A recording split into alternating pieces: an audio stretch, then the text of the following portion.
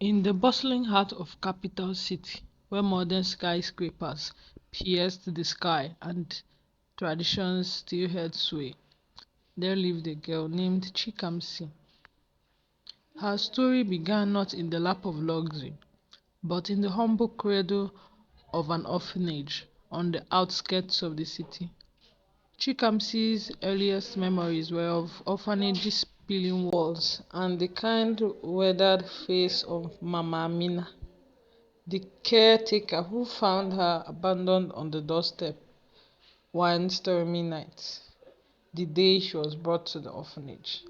And then when Mama Amina woke up the next day, she came to the door and noticed a baby inside a carton with a note.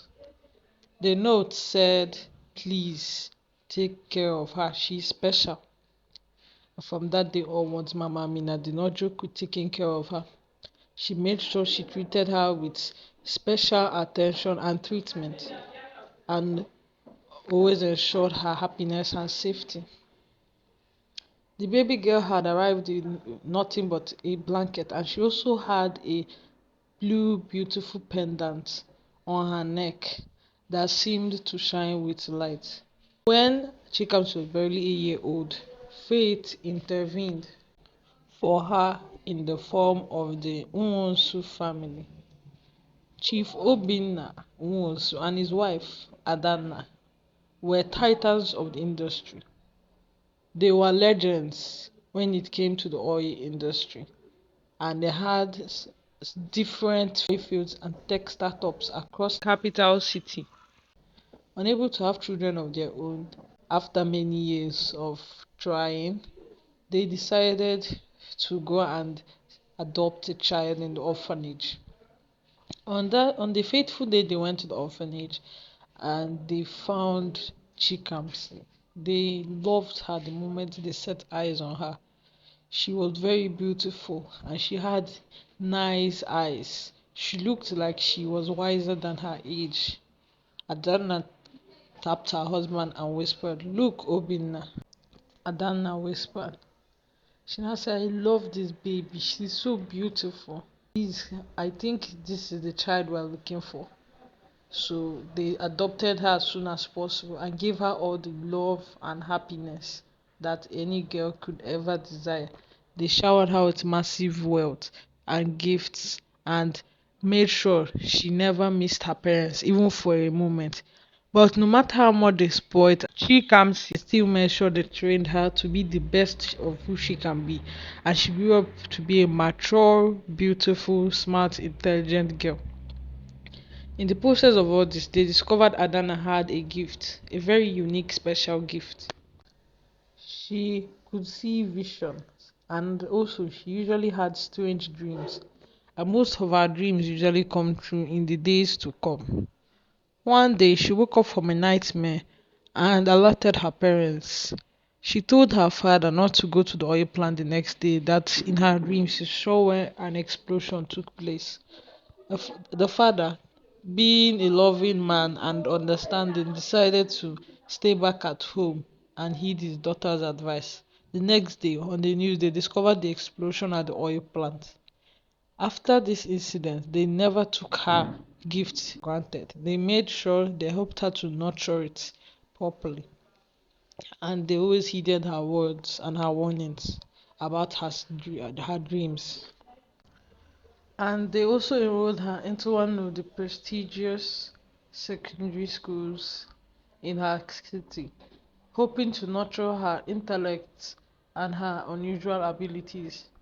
But with this new environment came new challenges. Chikamsi's beauty blossomed as she entered her teen years. Her skin shined like polished ebony, her eyes sparkled with intelligence, and her smile could light up the room. Combined with her family's wealth and her gift, she quickly became the subject of both admiration and envy among her peers. One of them was Amar, the daughter of a business rival of her father.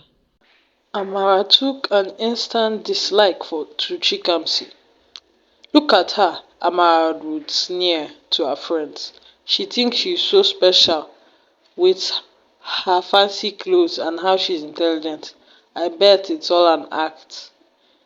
But Chikamsi paid little heed to such jealousies. She was too focused on understanding and gaining control over her growing powers. Each night she would hold her childhood pendant, feeling its warmth as she tried to channel her visions. Sometimes they came in dreams, other times in flashes during the day. They always left her with a sense of purpose, as if she was meant for something greater. As Chikamsi approached her final year of secondary school, the visions intensified. They became darker, filled with scary figures and whispered threats. One name kept recurring: Emeka. But who was Emeka, and what did he have to do with her? Chikamsi confided in her best friend, Zainab, about the troubling visions. Zainab, a brilliant girl from a modest background who earned a scholarship to the elite school, listened to what she said with wide eyes. Have you told your parents? Zainab asked, concern etched on her face. Chikamsi shook her head. They have been so busy lately with the new tech startup. I don't want to worry them. Besides, she hesitated, twirling the pendant between her fingers. I feel like this is something I need to figure out on my own, she said. Little did Chikamsi know that her journey of discovery was about to begin. She just faced her studies, avoided Amma and all her pranks, made sure she made her grades and passed her WAEC in flying colors. Then she prepared to go to one of the most prestigious universities in the country. As the time for her to go to the university drew closer, visions of Emeka grew stronger and a sense of impending doom loomed on the horizon. The whispers of destiny were growing loud, and Chikamsi would soon find herself in the center of a mystery that started all the way back to the very day of her birth. As Chikamsi stepped into the bustling campus of the University of Capital City, she felt a mix of excitement and fear. The manicured lawns and the imposing buildings promised new beginnings, but the weight of her recent visions hung heavy on her shoulders. Her parents had spared no expense securing her a private room in the popular and best dormitory in the university. As she unpacked, her roommate busted in, a whirlwind of energy named Folake. You must be Chikamsi, Folake exclaimed, her eyes widening as she took in Chikamsi's designer luggage. Oh my, you're the Umunsu heiress, aren't you? This is going to be an interesting year. Chikamsi smiled, hoping to make a friend rather than another admirer of her family's wealth. Please, just call me Chika. I hope we can be friends, she said. Folake smiled and like gladly. Let me take you on a tour around the school, so you can discover the different facilities and hotspots around the school. The girls smiled and went out together. As weeks passed, Chikamsi found herself performing spectacularly well in her classes, particularly in history and political science. But it was in a crowded lecture hall that her world shifted once again. She felt it before she saw him, a prickling sensation at the back of her neck. Turning her eyes, locked with those of a young man a few rows behind her, tall with sharp features and eyes that seemed to burn with an inner fire. He was staring at her with an intensity that made her shiver. As the lecture ended, Chikamsi hurried out, her heart pounding, but a hand on her arm stopped her. You are her, aren't you? The young man from the lecture hall asked, his voice low and urgent. The one they have been looking for. Chikamsi, out of fear, looked at him inquisitively, hiding the fear in her heart. Who are you and what do you want? What are you looking for from me? Chikamsi tried to pull away, but his grip tightened, she said. The guy replied, you are in danger, he hissed. The pendant, where is it?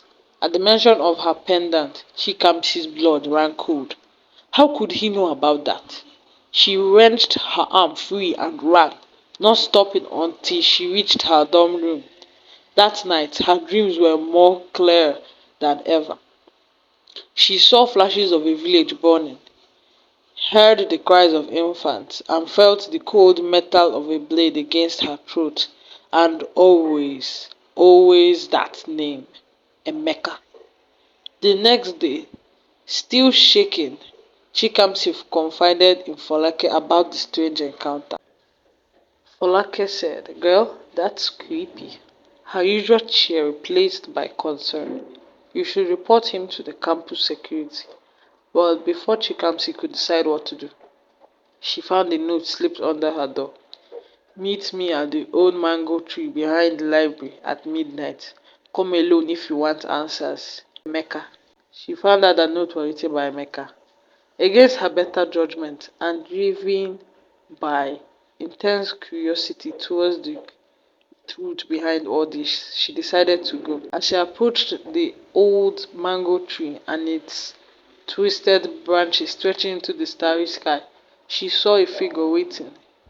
It was the young man from before, his face half hidden in the shadow. "I am glad you came," he said softly. "My name is Emeka." Chikamsi gasped. "You are the one from my visions. Who are you? What do you want from me?" Emeka's eyes softened. "I am not your enemy, Chikamsi. I'm here to protect you. There are people, powerful people, who want what you have. Dependent, your visions.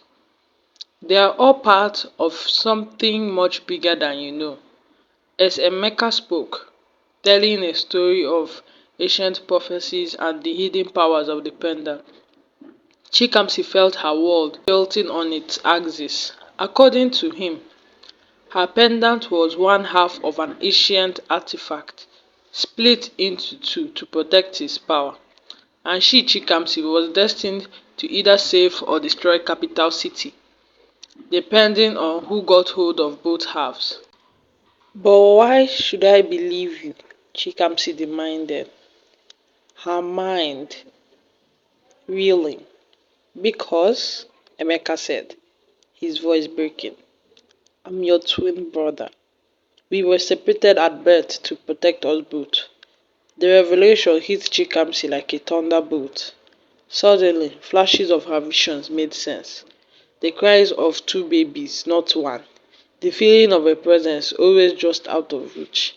But before she could process this earth-shattering news, a rustle in the bushes caught their attention. Emeka's face paled. "They have found us," he whispered urgently. "Run!"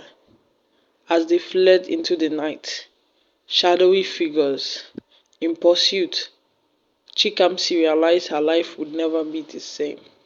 The search for her true identity, the power of her pendant, and the destiny that awaited her, all of it was just about to unfold. Chikamsi's heart pounded as she and Emeka raced through the dark campus, the sound of their pursuers never far behind. They ducked into a narrow alley between two buildings, pressing themselves against the cool brick wall.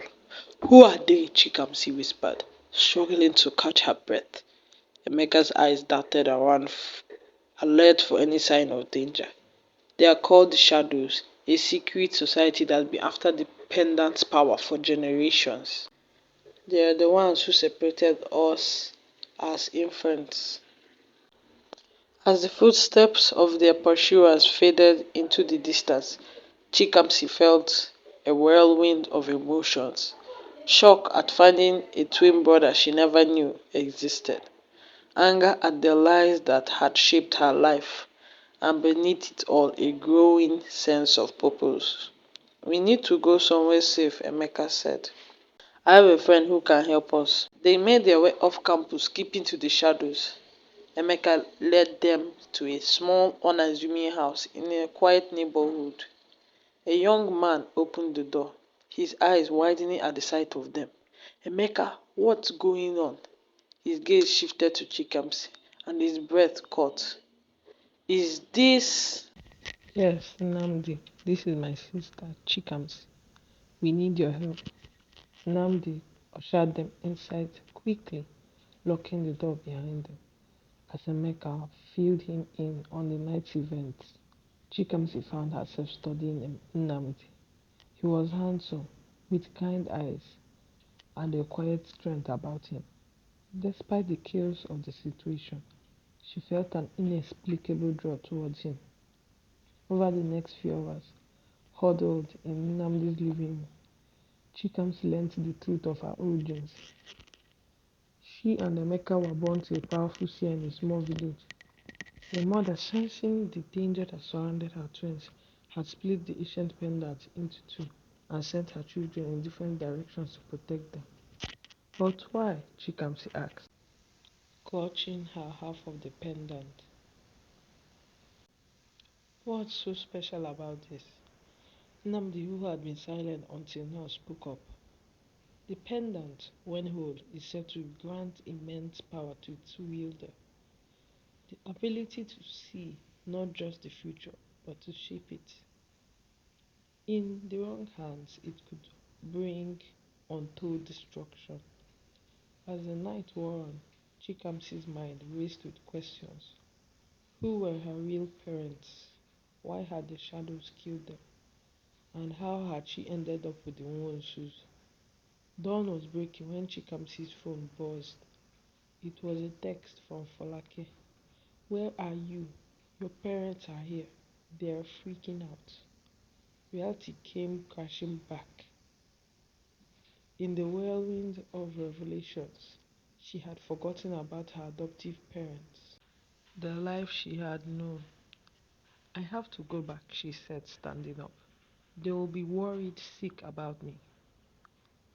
Emeka grabbed her arm. It's not safe. The shadows will be watching. But Chikamsi stood firm. They raised me, Emeka. I can't just disappear. Besides, I need answers from them too. After much debate, they agreed on a plan.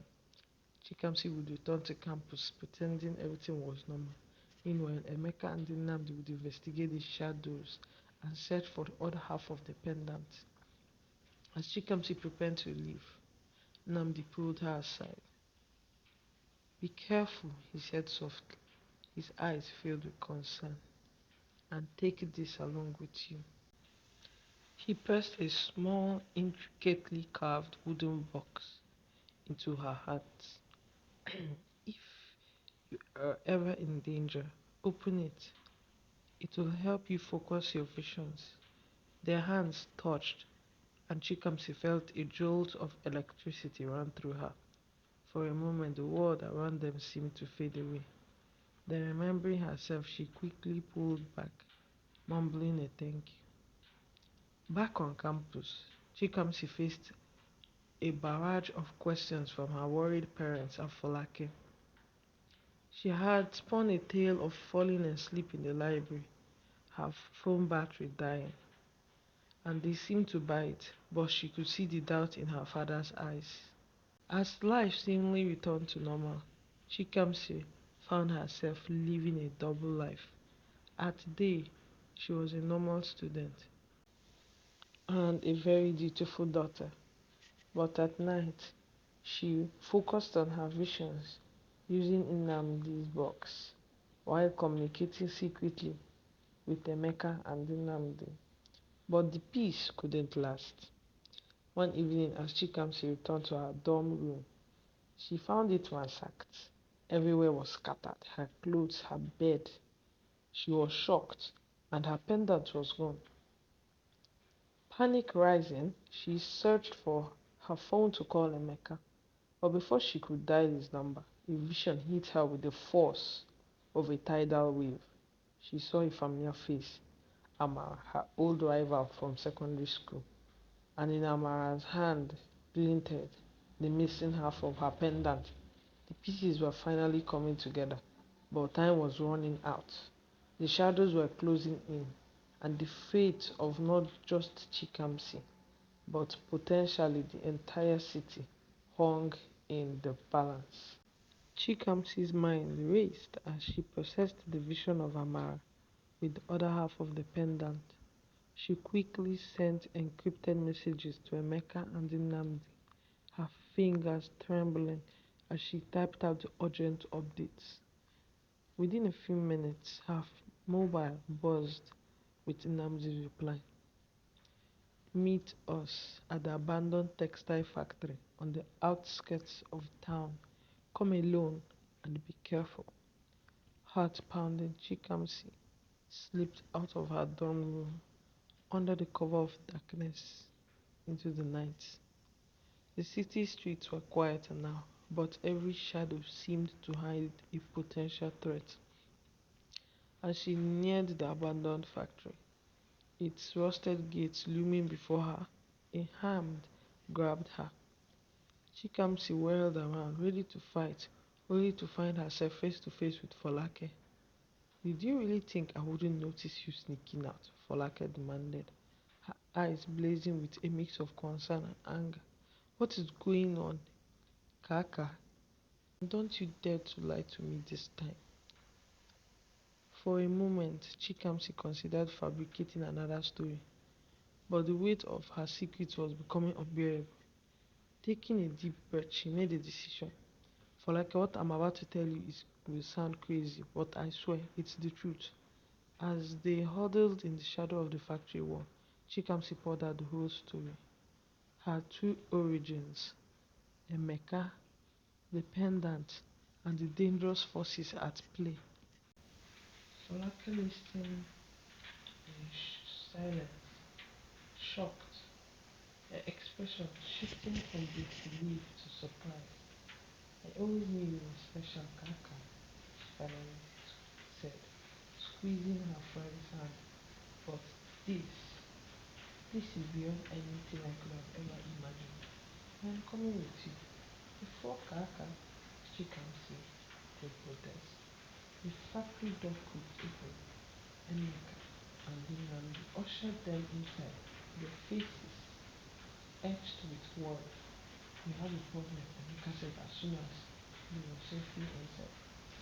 "The shadows aren't just some secret society. They have infiltrated the highest levels of government and business, including the Wonsu Corporation," Chikamsi finished, the pieces falling into place. "That's how Amara got involved. Her father must be working in the shadows." Nnamdi nodded grimly. "We think your adoptive father, Chief Nwosu, can be involved too. The question is, how deep does his involvement go?" The revelation hit Chikamsi with a physical blow. The man who had raised her, loved her, could be part of the very organization that turned her from her true family. But even as doubt clouded her mind, another vision struck. She saw Chief Nwosu in his office, arguing heatedly with a shadowy figure. "We won't let you harm her," the voice echoed in her mind. "Chikamsi is my daughter, no matter her blood." As the vision faded, Chikamsi felt a glimmer of hope. "My father, he protected me. He is trying to protect me." I think he was caught in the middle of all this. The discussion was interrupted by the sound of approaching vehicles. Peering through a grimy window, they saw several black SUVs surrounding the factory. "It's a trap," Emeka hissed. "They must have followed one of us." As panic began to set, Chikamsi felt a strange calm wash over her. She reached for Nnamdi's card box, opening it to reveal a small pulsing crystal. "I know what we need to do," she said, her voice thick. "Nnamdi, Folake, create a distraction. Emeka, you are with me. It's time to face Amara and get some answers." Using Chikamsi's heightened vision and Emeka's knowledge of the Shadow's tactics, they managed to slip past the encircling forces. As Nnamdi and Folake led their pursuers on a white chase through the factory's interior. Chikamsi and Emeka made their way to the Okafor mansion. They found Amara in her father's study, retrieving her from the pendant leaning around her neck. But the triumphant smirk on Amara's face faltered as she saw not fear but determination in Chikamsi's eyes. It's over, Amara, Chikamsi said, her voice ringing with deep undertone. The game ends now. As the confrontation unfolded, hidden truths came to light.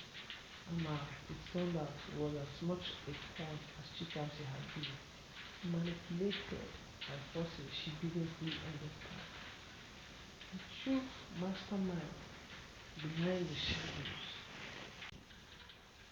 was someone none of them had suspected, a figure whose reveal would shake the very foundations of capital city.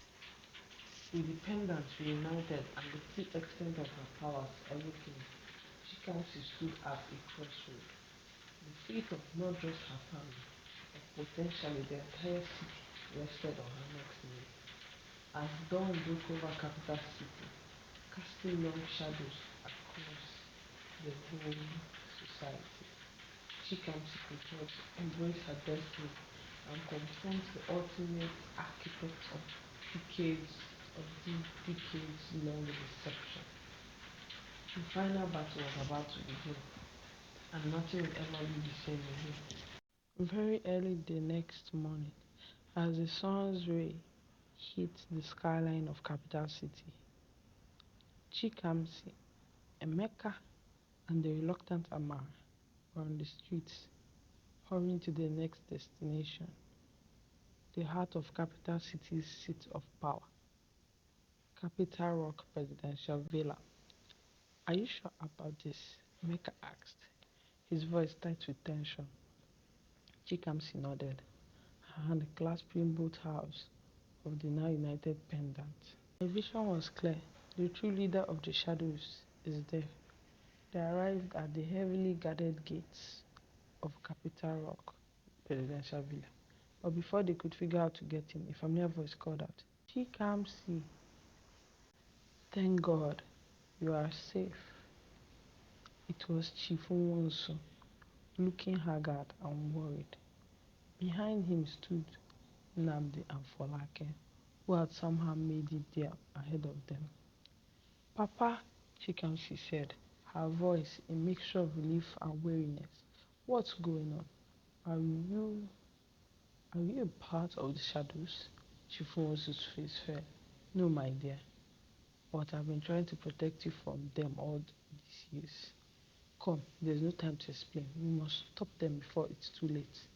As they rushed through the corridors of power, Chief Nwanso filled them in. The leader of the shadows was none other than Vice President Obaseki, a man who had spent decades orchestrating a plan to harness the pendant's power and reshape capital city into his own vision.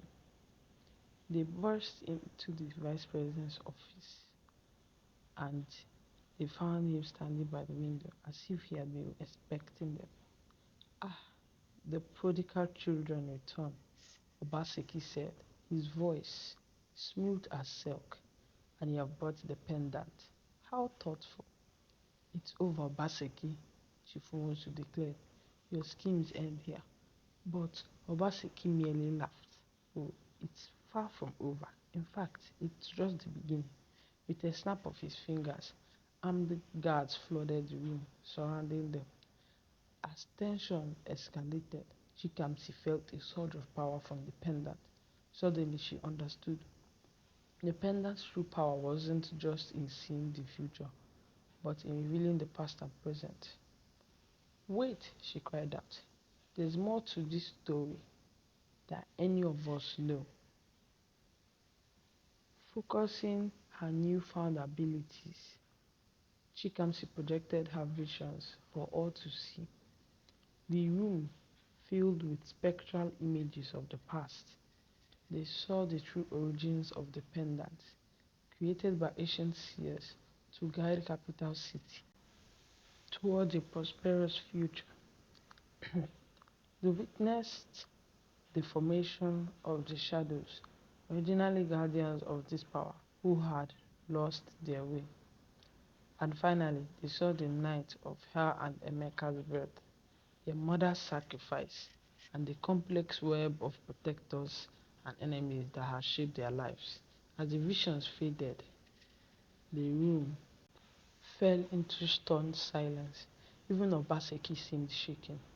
"Don't you see?" Chikamsi said, her voice ringing with clarity. "The power was never meant to be wielded by one person. It was meant to guide us all, to help us build a better future together." Her words seemed to break a spell. One by one, the guards lowered their weapons.